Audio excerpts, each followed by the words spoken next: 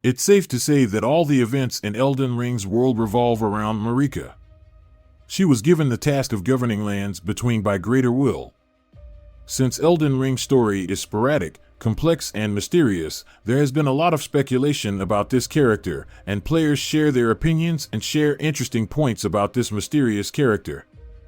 Marika's life and story have many surprising points, from her race and her relationship with Radagon, to her motives and goals, and of course, the strength and ability of this character.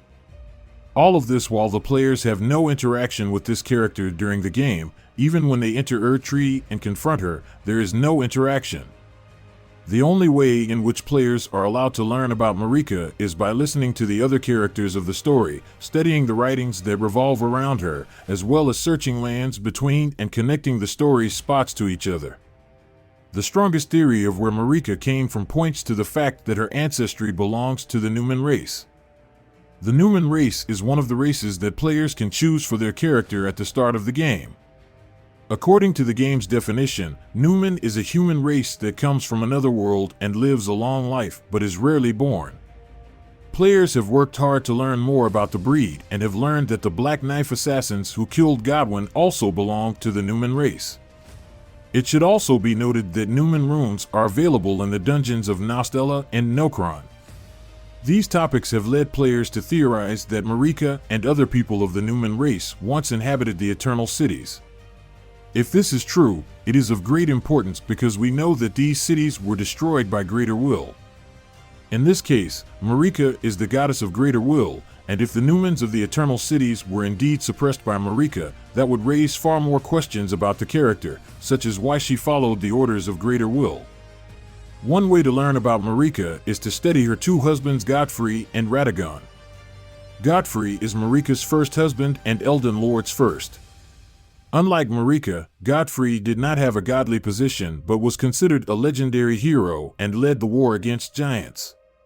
Moreover, he is the one who suppressed Stormlord. However, his splendor was not long. After defeating his last rival, he lost her passion for life, which led to Grace being taken out of control and then exiled by Marika out of lands between. That's why Godfrey is actually the first Tarnished in the Elden Ring universe. Radagon is Marika's second husband. Although Radagon had a wife, Rennala, he preferred Marika and left her wife. One of the obvious points of the game is that Marika and Radagon are probably one person. There has been a lot of speculation about this, for example, whether the two were the ones from the beginning. Some players believe Radagon was once a fire giant because of his red hair. It seems interesting in that we know that all the giants died in the battle against HIGHER.T, but only one survived after this war.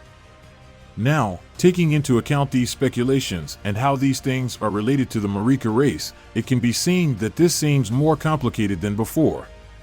Apart from the fact that Marika had two husbands, Godfrey and Radagon, other aspects of these characters' relationships are unclear and cryptic. One of the points that most players agree on is that Radagon truly loved Rennala, and the reason he joined Marika is that the two are actually one person and, on the other hand, had little chance of overcoming Greater Will, so Radagon had to return to his original form, which is Marika. The extent of Marika's discretion and freedom of action before the Elden Ring break-in and dispersal incident is a major mystery. Through the fictional line associated with Runni, players found that the fate of the Empyreans was largely ordained by Greater Will and that they could not escape this fate unless their bodies were left somewhere. That's why Runni put herself in a doll so as not to suffer Marika's fate.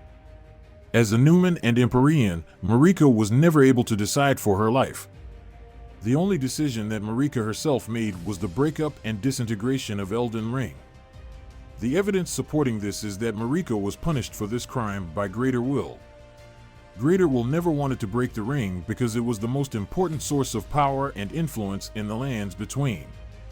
On the other hand, the ring-breaking accident pitted Radagon and Marika against each other. Radagon tried to repair Elden Ring after the incident, but he was punished by Greater Will, like Marika. The goals that have been raised for Marika so far are more revolving around the incident of breaking the ring. Some say he intended to betray Greater Will from the outset, an issue that is not accurately identified in the game. Tarnished creation and the fact that Marika is considered a Newman are among the things that confirm this claim. Other fans believe that Marika did not intend to betray Greater Will in the first place, and that she has gradually lost faith in it. Marika is in love with her children, and it is Godwyn's death that causes her belief in Greater Will to fade.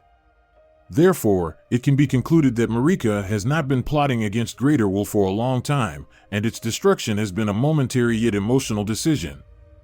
This hypothesis is high, given what we saw in the game. One of the most important characters that can explain Marika's goals is a blacksmith named Hugh, whom we encounter at Round Table Hold. After speaking to him and hearing his prayers, fans noticed that Marika had asked him to build a weapon to destroy one of the gods, and Hugh promised Marika to produce such a weapon. That's why in order to eliminate the Elden Beast, which is considered a conduit for Greater Will, you need to have such a weapon while playing.